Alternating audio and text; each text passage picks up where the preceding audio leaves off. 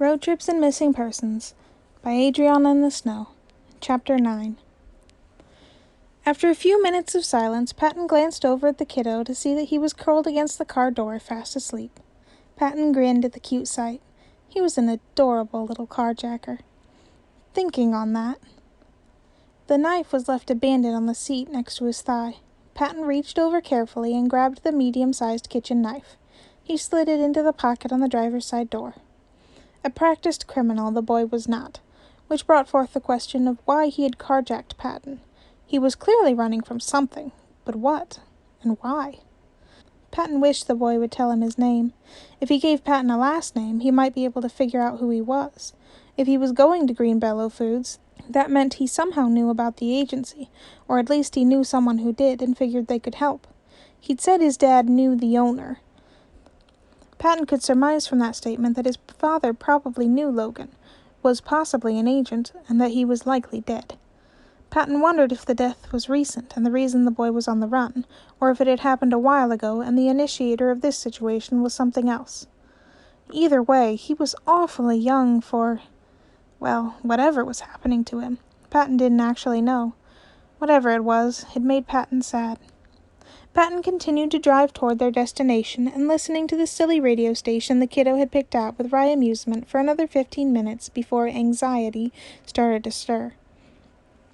His eyes flickered open and he made a confused noise, squinting at his surroundings. He looked over at Patton, and Patton did his level best to not coo at him. "Tired?" he asked. Anxiety made a grumbly sound and moved to rub the sleep out of his eyes. As he moved his wrist, a flash of red light caught Patton's eye, and apparently Anxiety's as well. He moved his wrist away from his face and blinked at it for a long moment. Patton watched confusion and then fear flash across his features.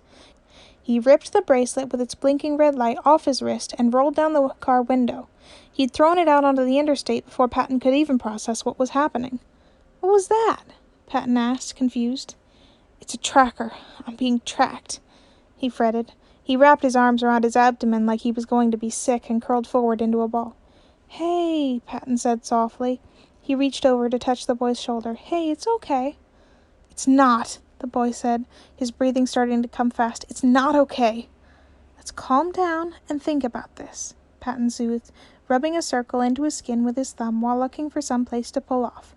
"How do you know it's not someone good looking for you?" he asked. "Because my dad gave me that tracker, and my dad's fucking dead." Oh. Patton had assumed, but it was still sad to hear.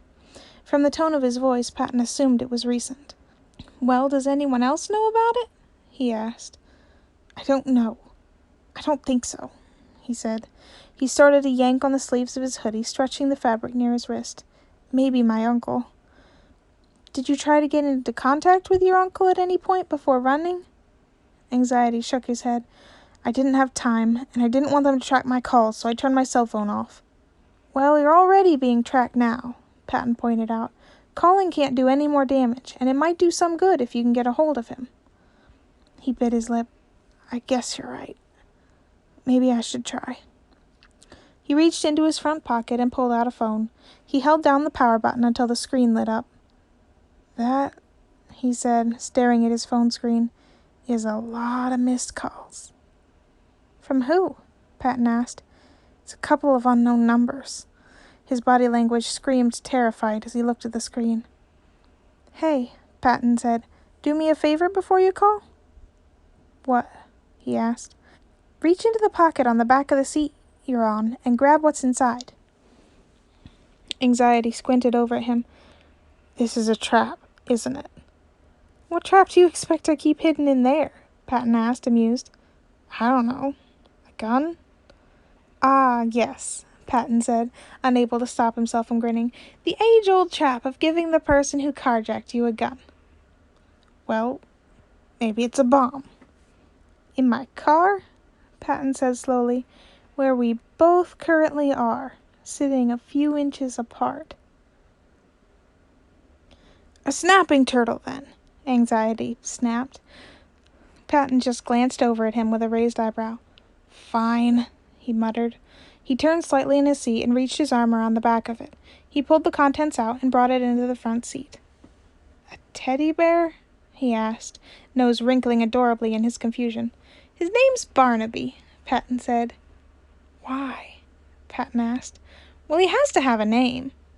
No, why do you have a stuffed animal named Barnaby in your car? He's for emergencies, Patton explained. What type of emergencies need a teddy bear named Barnaby? This type of emergency, Patton said. You can squeeze him when you're feeling anxious, Anxiety. He winked when the boy looked over. Anxiety rolled his eyes, but squeezed the bear's pudgy stomach once. Thanks, he said after a moment. Of course, Patton said. Now why don't you try calling your uncle? Anxiety took a breath. Yeah, he said. He typed a couple of buttons and then put the phone to his ear. It went straight to voicemail. Anxiety said. That's bad, isn't it? It could be, but Patton didn't say that. Maybe he just has his phone off for some reason. Is there anyone else you could call that might know where he is or anything about what's going on? Anxiety thought for a few seconds, and then he was messing with his phone again without responding to Patton. He pressed his phone to his ear and waited. He pulled it away after a moment and held down the power button until it turned off again. He stuffed the phone back in his pocket, eyes shining with tears. Hey, Patton smoothed. Why don't I get off at the interstate at the next exit and we can figure out what to do? I'm not going to the police, Anxiety replied. That wasn't what I was suggesting. Continuing down the interstate's going to be pretty predictable if you're being tracked. We need to figure out what the next best option is from here. You're probably right, he conceded.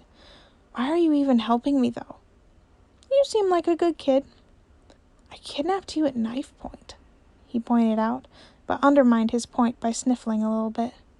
A good kid in a spot of trouble, then. Anxiety gave him a skeptical look, but Patton just kept driving until he found the next exit at a small town. Patton pulled into a gas station parking lot. Get the map from the glove box, please? Anxiety leaned forward to do so and handed it to him. Okay, Patton said, looking at the map. We've been driving for about 2 hours on the interstate, minus our stop for dinner, and we're in Bluesburg. He pointed at the little town on the map. So, we're about 100 miles away from the factory. Now we've got 2 choices. Continue to travel on the interstate or find some back roads. Patton looked over the map and did some calculations in his head. He'd never taken the back roads from Bluesburg to the base before, but he'd driven all around this area at the request of Logan, who insisted his agents have a good lay of the land. Patton had used that excuse to make his brother take him on many ice cream runs over the years. Logan was always mad when he figured out halfway what Patton had done, and would rip into him about being lactose intolerant, but could be soothed with mint chocolate chip.